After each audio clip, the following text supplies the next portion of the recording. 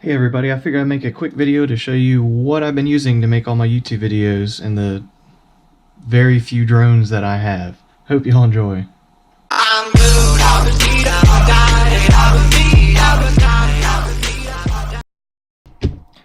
Alright, so I picked up my first drone about 6 or 7 months ago, and it sat for a while. I didn't have the time to go fly, I didn't really have enough batteries, I work a lot. So it wasn't until about 3 months ago I started flying more, but when I first started flying, I picked up one of these furibee X140s. It was recommended to me by a now a good friend, and it is awesome. It was a great first drone. Unfortunately, you can't buy them anymore. But they have something that's kind of similar to it, I guess, that's out there, but it's a little more expensive because I picked these up for about 120 bucks. It's not overpowered for a 3-inch. It's still quick, but it's definitely a very rugged frame. I dropped out of the sky maybe 200 feet or so to concrete when I was trying to chase my buddy's plane.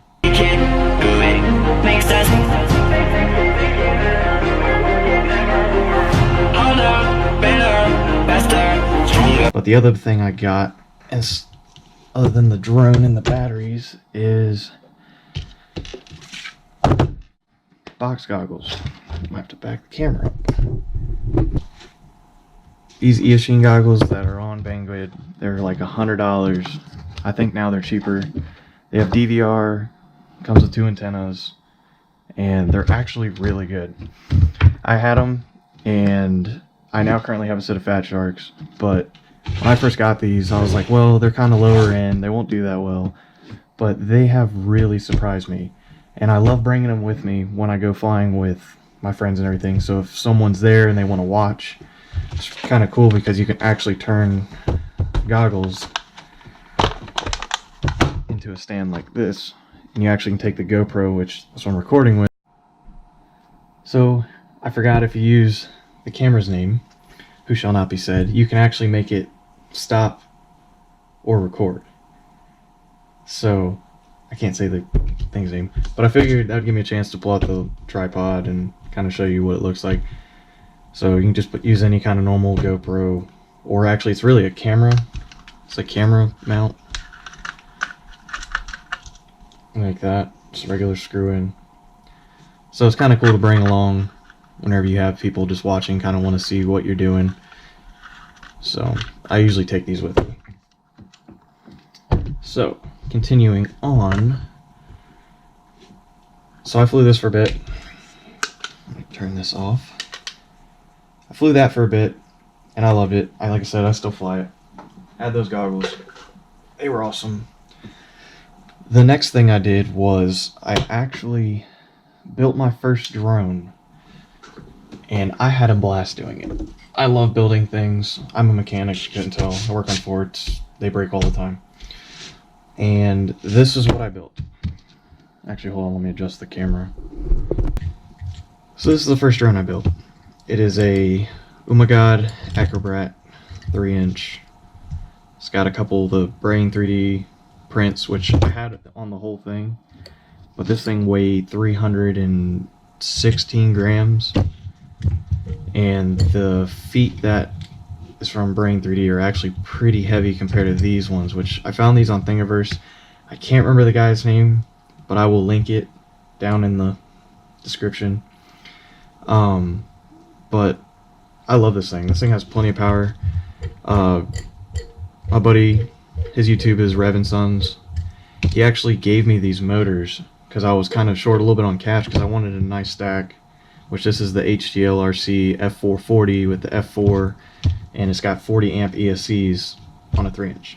It's quick. It's actually faster than the X140 by quite a bit, even though it weighs, right now how it sits, which I'm still trying to lighten it up, it weighs 297, I believe is the last time I weighed it. Well, I can wait with the battery.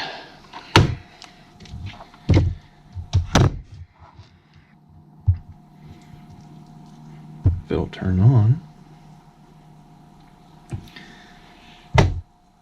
Dry weight 194, and that's with the Caddx V2. And I just changed these to the XT30 to save a little weight because the XT60s actually are 8 grams, so that helped out a little bit. But it is, it's $2.99, so I'm still trying to lighten it up. I mean, I could change the motors, actually that's the heavy part, but I'm thinking about taking these motors off and putting it on this, because I know this would be a whole lot faster with these motors on it, but gotta have money to go buy. Oh, hold on, I'll be right back, it's whoop time.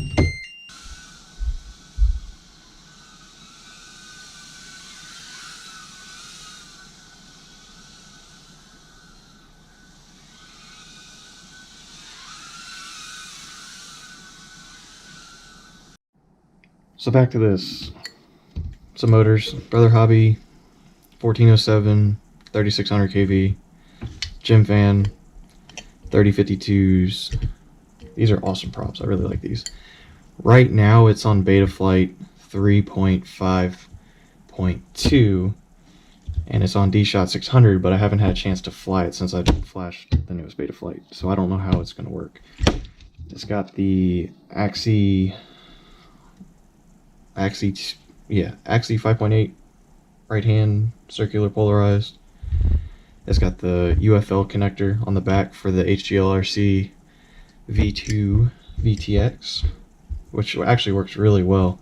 I'm actually really impressed. It does 350 milliwatts, and I don't have crossfire, so I don't go far. And I use FlySky for most of my stuff with iBus, and I like it, but I don't see the need to go but so far for how I fly, so I enjoy it. And if you watch some of my previous videos, you'll see how I like to just flip and roll. I'm not good. I'm still learning. I've only been flying for about 3 months, so when you watch the videos, keep that in mind, that it has taken me less than 3 months to get to where I am now. So don't judge too much. So I guess the next thing after the drone itself is I got this together at about the same time I got this. This is the UndergroundFPV Nirvana, and let me back the camera up a little bit. So this is the UndergroundFPV Nirvana. I've seen a bunch of people have problems trying to get it. I ordered mine off of Get FPV, I think like a day or two after it was released, and I was actually able to get a hold of one because they were in stock.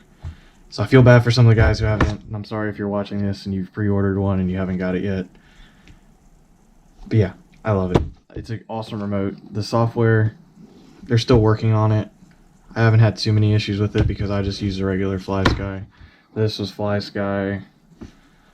So I got the receiver for this one, which is called, I believe it's like a Flit 14 or something. I can't remember what it is. I'll just link everything down underneath what I use. But this is actually a full range receiver, and it's tiny. I mean, you can't even, it's above the flight stack up here. It's actually on the bottom of my battery plate. And I mean, I haven't had any fail safes. I think I flew pretty decently far away through some trees and everything. And I think the lowest RSSI I've ever gotten is probably like, I don't know, 40%. So I've been really happy with it. This thing, after going from the other FlySky that I had, I mean, I liked it. It was cool. It was the first remote, so I didn't really have much to go off of. I just love how this feels. Like, this thing in your hands feels a lot different than what it looks. Because a lot of people think, it kind of looks kind of toy grady or whatever, but it's heavy. I mean, it's a lot heavier than you think. The screen's nice. My one complaint is the touchscreen's not very well. And it does that cool little startup, and then you get the typical underground background that you've always seen on probably other people's reviews and stuff. But they finally got, what is it called? I'm all new to this, so I don't remember what everything's called. If I can find it. Global functions. I know that's what it's called, but I don't remember where it's at. Yeah, like I said, touchscreen could be a little better. Oh yeah, global functions. So it works the same way as a Tyrannus, from what I understand. I've never used OpenTX. This is kind of like not even really using OpenTX because they have this special download thing that you're doing for right now. I guess the other thing is people are saying that the gimbals feel loose. I haven't really messed with enough radios to be able to say that these feel loose or tight compared to others, but I like it. Personally, I love how these gimbals feel. I didn't do the spring thing that a lot of people do, because they do come with a stiffer spring if you don't like it. I like them. I've been borrowing my buddy's remote. It's this Spectrum, this DXE. I know it's kind of a lower end, but I don't have anything to fly the Whoop. So he let me borrow this or have this. I don't really know. I'll probably give it back to him eventually. But after using this and then going back to this, it's night and day. This isn't as precise. Like, you can feel a little bit of, I don't know, like when you go on beta flight, you can see this is bouncing around. These actually have Hall effect gimbals in them right from the factory, so you don't have to upgrade them or anything, but this just feels awesome. Okay, so I guess the last thing is, besides the remotes, I should probably turn this off. The other thing I have is, I got it, most recent thing I got, which I only got a few weeks ago, I found off of a guy on Facebook. Of course, I'm going to drop it. Hold on, stand by. Is these. It is the Fatshark HD3 with a Rapidfire. It's the second batch, the one that's supposed to improve, which I've updated to the latest software or firmware or whatever you want to call it. It has been working awesome. I haven't had any issues with it. The only problem is this one right here. For some reason, this X140 and these goggles, I have to fly with these in Legacy. I can't get any of the rapid fire stuff to work on this, but I mean, this is a cheap drone. I'm eventually going to probably do the Hglrc stack in it and then do the Brother Hobby motors, but for right now, fly Legacy, I have zero issues with it in Legacy. So, but with this one, a lot of people are asking, this is Hglrc V2 VTX with a Caddx Turtle V2. On the newest update, I have had no problems. It works, it locks in. I don't know if it's whatever, but I like it. It works. I don't really have any breakup. I've been using, let's see, I had this fox ear pagoda. It's not very good on the goggles. Apparently it's really good on a drone. I don't know. I don't have room for it on any of my other ones. But it's not really good on this by itself. And then after purchasing this one, I actually purchased the FARVEW right here, the FARVEW pagoda. This actually, I didn't realize it, but I had the Acrobrat on 25 milliwatts because it was in the house, because it likes to blow out the Wi-Fi when you put it on 350 milliwatts in the house. So I had it on 25 milliwatts, and actually when I flew with this pagoda, I was getting further range with this pagoda than I was with this one at 200 milliwatts. So I don't know fully why this one isn't working so well. It may be because I have the Axii. I feel like this one should be doing better than what it is, but that just might be because of my setup. But this FARVEW definitely works very well with the setup I have. And I just recently actually got this, the Team Blacksheep patch antenna. So I haven't had a chance to try this actually out in the field yet, which I have a buddy that has it and he loves it. So we're going to see how that goes. I'm hoping that this Thanksgiving weekend I'll be able to go fly. I haven't really had too much chance to fly other than fly the Whoop, and I love the Whoop actually. Me and all my buddies have been going Whoop crazy lately and trying to get all of our Whoops straight so we can go hang out and have another fun time. And I'll link the video somewhere up here. I'll make a card of the last time we went and hung out. So, well, that's everything I got other than maybe chargers. I just have a typical high-tech charger. I charge one battery at a time. I haven't bought a multi-bay. I haven't bought the balance or the multiple pad charger thing. So I just been charging one of these at a time. And now that I have the XT30, I gotta make still an adapter for this, which I'm probably gonna do after this video, to my actual charger.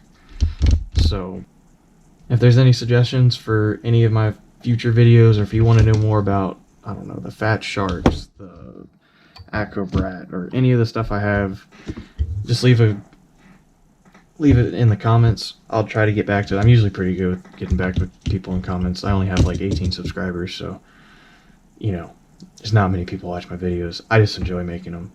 So, hold on, I can't see the phone. There we go. Peace out.